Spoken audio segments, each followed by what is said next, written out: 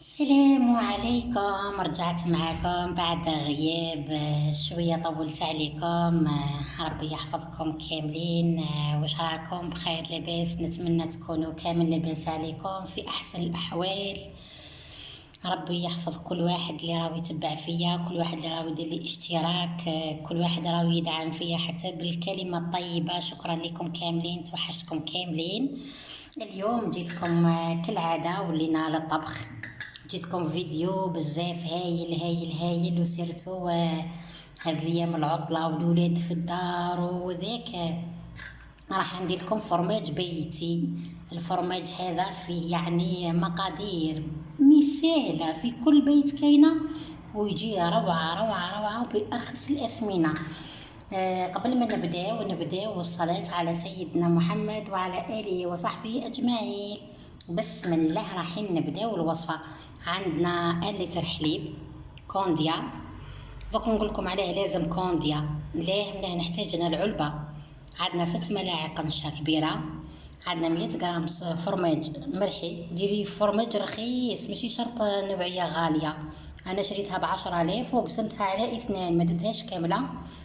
عندنا ملعقة كبيرة تاع زبدة، وعندنا ملعقة تاع ملح. هذو راح يخرج لكم قد. رايحين نجيبوا كاسرونة، نفرغوا معاكم هذاك الحليب ما تفرغوهش كامل، خليه قيمة كاس نحتاجوه. هكذا نفرغوا هذا الحليب وخليه قيمة كاس. خلينا كاس تاع حليب نحتاجوه. دوكا راح نحطوا هذا الحليب على النار لما يسخن مليح مليح. راح نرجع معاكم ونقول لكم واش نديروا. وبعد ما سخن معنا الحليب رايحين نحطوا هذيك الملعقه تاع الملح كيما راهي، نخلطوها. نحطوا الملعقه تاع الزبده هذه راح تعطيها واحد الجبن كريمي روعه روعه. نحطوا الزبده هكذا نخليوها. والان راح نجيبوا معنا هذاك الحليب اللي قعد مع، نجيبوا الحليب مع ملعقه نشا هكذا، ونخلطوه مليح حتى يروح له ذوك التكتلات بهذا الشكل.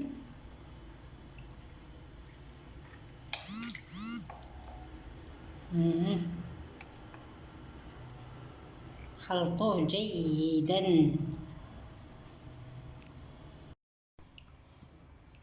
ورجعنا معاكم. هو بعد ما حطينا ذوك الحليب وهذيك الزبدة على النار، راح نجيبوا هذيك الحليب اللي ذوبناها مليح في النشا. لازم تذوب مليح جيدا باش ما دير لكمش التكتلات. من هنا دارت لكم التكتلات راح الجبن هذاك يفزد معاكم. صبوها مع هذا الخليط تاع الحليب.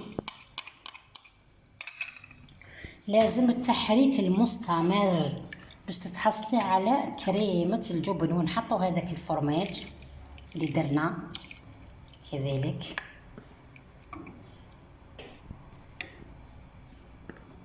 هكذا، ونحركه بهذا الشكل هكذا. تكوني لازم التحريك المستمر، ما تحبسيش يا سيدتي او سيدي. والله يجي فرماج ما شاء الله. سيرتو الاطفال يموتوا على الفرماج. والفرماج كي شتو غالي غالي بزاف، يعني باش تشري واحد كيما هذا 70,000 80,000. وان شاء الله المره الجايه ثاني راح ندير لكم فرماج للطلي، فروماج فوندي. المره الجايه ان شاء الله راح نزيد ثاني نجيب لكم وصفه اخرى ثاني. والله روعه روعه هكذا. والآن رايحين نكملوا هكذا التحريك المستمر حتى نتحصلوا على كريمة ونرجع لكم. هاو كيفاش بعد ما طيبنا هذاك الخليط، شوفوا نتحصلوا عليه كريمي والله يجي روعة. نزيدو نخدموه هكذا شوية باش يجي خفيف معاكم، وكاش تكتلات ثانية يروحوا. ولي ما عرفتش زربوا جوها هذوك التكتلات تاع النشا ثم في الحليب، تروح تجيب برامكسير هذيك اليد، وتزيد تميكسيه مليح، تنحيلو هذوك التكتلات، تميكسيه وبعدين تفرغوا. راح تحصلوا على جبنه ولا اروع. نذوقوا الملح برك، والله جا معتدل في الملح في كلش. الملعقه هذيك جا معتدل. انا شويه نزيد له شويه برك تاع الخل، اللي يحب الذوق يجي شويه برك حموضه، نزيد له قليل من الخل. زدت له ملعقه الخل هذيك ثاني تعزز النكهه. نخلطوها جيدا. شوفوا كيف راهو كريمي والله روعه. هاد الايام ان شاء الله راح نجيب لكم الفيديو تاع الاجبان موتزاريلا، ان شاء الله راه كامل نحطو لكم هكذا. سيرتو اللي عندهم الاطفال وعندهم يو حنا كبار ونحبوا الفرماج. انا الزوجه تاعي درتو له المره اللي فاتت كلاه في يومين. الله الريحه مدى سما راهي مجربه الوصفه هذه يا جماعه، ومشي اول خطره نديرها. يعني كون ما شفتيهاش صالحه راني ما نحطها لكمش في قناتي، وهو المخلوق تاعي هو يقول لكم. وي ولا اروع. دوكا راح نجيبوا هذه العلبه قلت لكم على واش ديروا تاع العلبه. نحتاجوها ونفرغوا فيها الخليط بسم الله.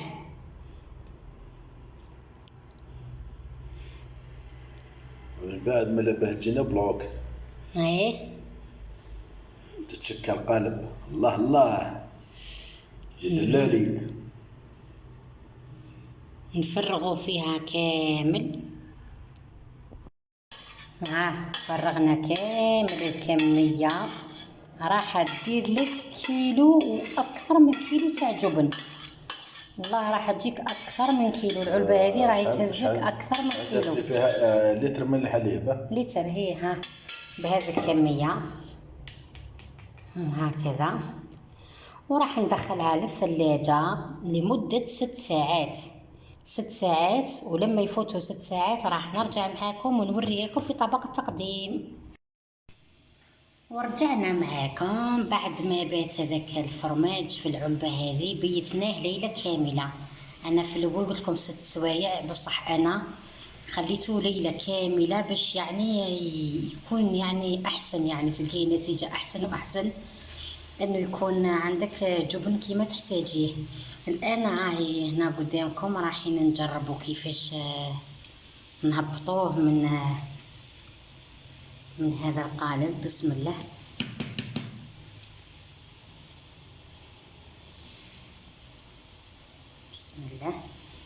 وبعد ما تقلبت الفرماج هذاك في صحن التقديم، بصح الغالب كي خلصت التصوير لقيت المقطع اللي قلبت فيه تحذف لي. هو مهم ساهل، وبعدها لميته في هذا في البابي اليمونتير. هو لميته باش تحتفظي به، ديري لولادك هكذا في الدهن وذاك. الله يجي جبن يعني روعه. وقصيت معكم هنايا ثاني في الصحن هكذا باش تشوفوه. هاو نجيبو معنا فرشات. هاهو شوف هيجي